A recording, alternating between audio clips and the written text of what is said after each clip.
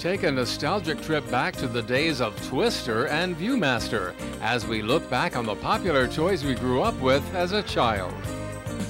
And journey to Palmdale, California for a visit to a ranch where special needs children thrill to the joys of horseback riding on this edition of Out and About.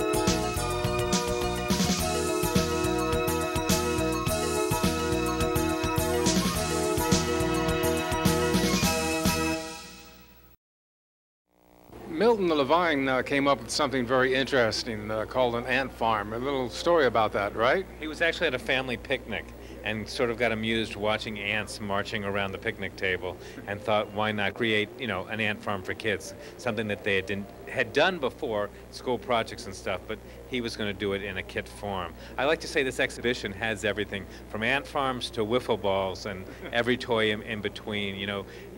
What's interesting is all of us played with this stuff as kids, but none of us knew anything about it. We didn't know, for example, that Play-Doh was originally formulated as a compound to clean wallpaper, that the Easy Bake Oven was invented by a salesman who was inspired by the pretzel vendors all over New York and said, why not make a pretzel maker for kids? And that became a real oven for kids. You don't know that in every Monopoly game there's $15,120. That's the way it was in the 20s, that's the way it is today. So when you say you can become a millionaire off Monopoly, it's not quite true, but you can make $15,120. So all of this stuff, it sort of started as a mere plaything, and now it's gone on to become kind of an icon of popular culture.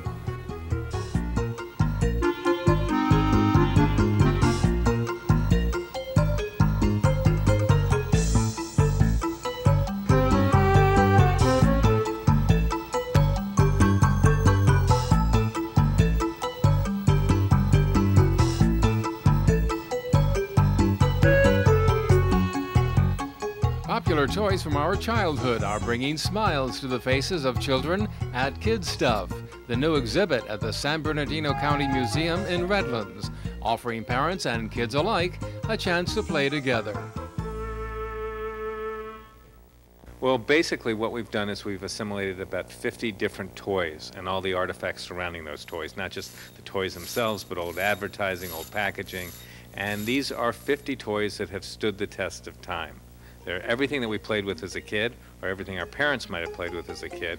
I like to say that there wasn't one of us who didn't win $1 million at Monopoly, or defend their home behind a fortress of Lincoln Logs, or even taste Play-Doh. But a lot of people don't know anything about where these toys came from. So, what do we expect to see specifically? I imagine the yo-yo might be something. There's everything from Silly Putty and Slinky to Etch-a-Sketch, Color Forms, Cootie, Candyland, Mr. Potato Head, Easy Bake Ovens. Now, I would think that because different generations of people visit here, that different people will have remembered different things.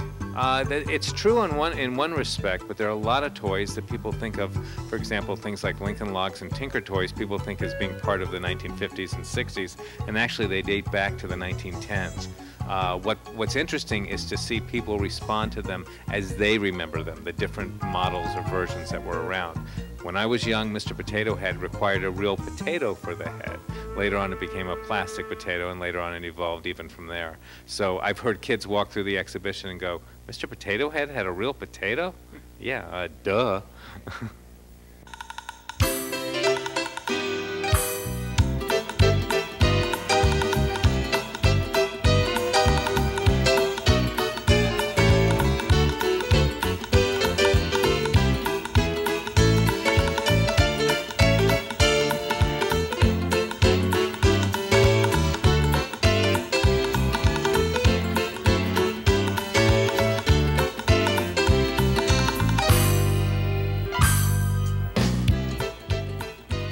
Among the more than 40 items on display are Colorforms toys, the stickable vinyl plastic shapes which were popular with both girls and boys.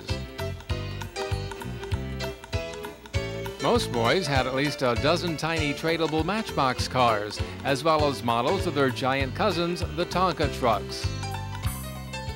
And one of the most consistently popular items, the yo-yo, was originally not a toy at all.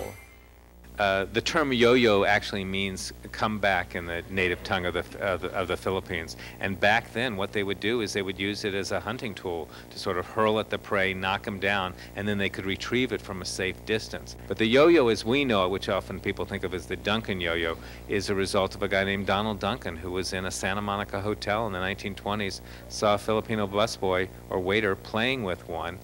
He manufactured them. Duncan brought him out and started mass producing him.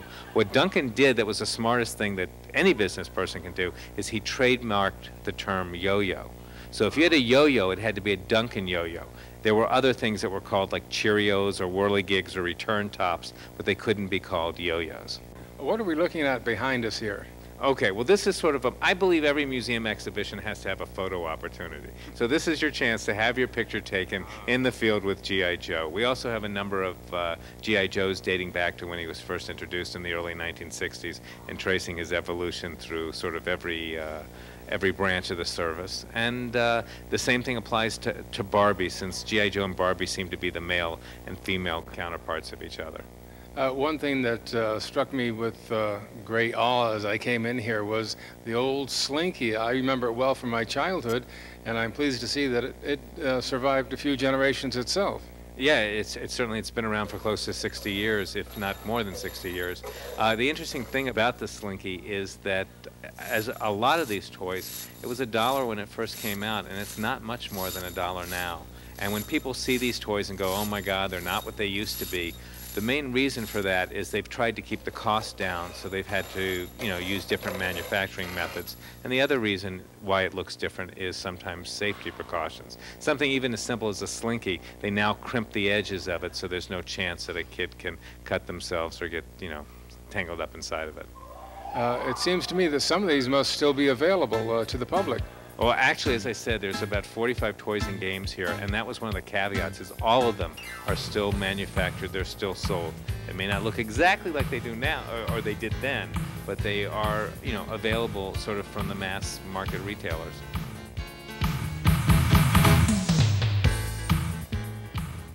Many of today's kids who were raised on Lego building blocks remember their older brothers and sisters who were building with the popular Erector set. The metal play sets used bolts and screws to stimulate the imaginations of young builders. A popular toy which doubled as a candy comes in the colorful form of Pez, a collectible item that is still extremely popular today. And what little girl from the 60s didn't have the Easy Bake Oven at the top of her Christmas list? A fact that few feminists would admit to today. Vintage TV commercials from bygone eras also plug the virtues of their products, and a display of classic popular ads like one for Lionel trains supplement the authentic and detailed train set that is part of the exhibit.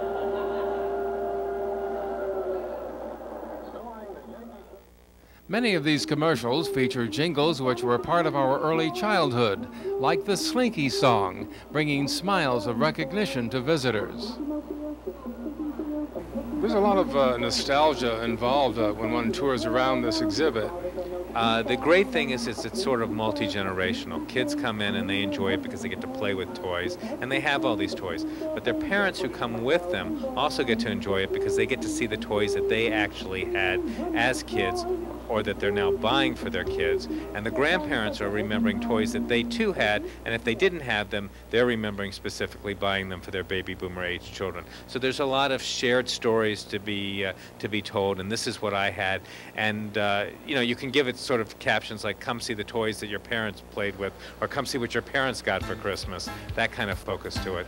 But in general, it is a real feel-good exhibit. When you've got a monitor playing all the old commercials and you've got this stuff that's dating back to the 1900s, it's hard not to sort of, feel nostalgic for it.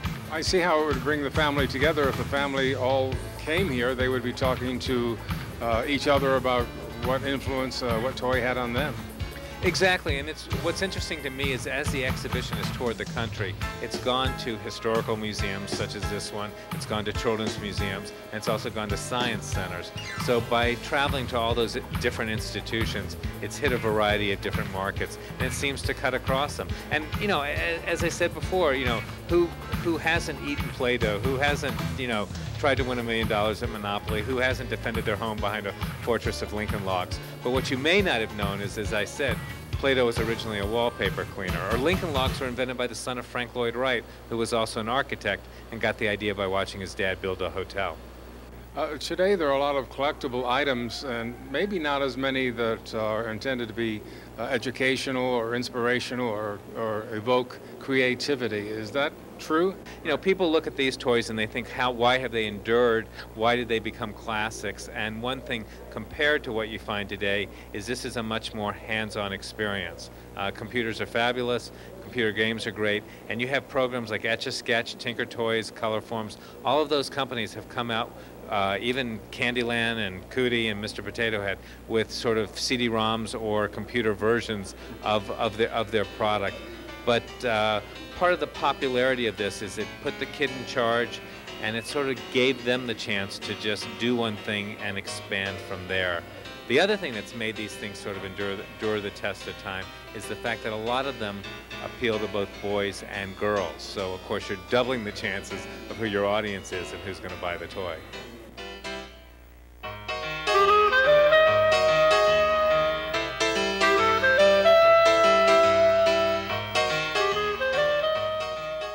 To revisit these popular toys of yesterday, today, and tomorrow, don't miss Kid Stuff, great toys from our childhood, on display at the San Bernardino County Museum until September 7th.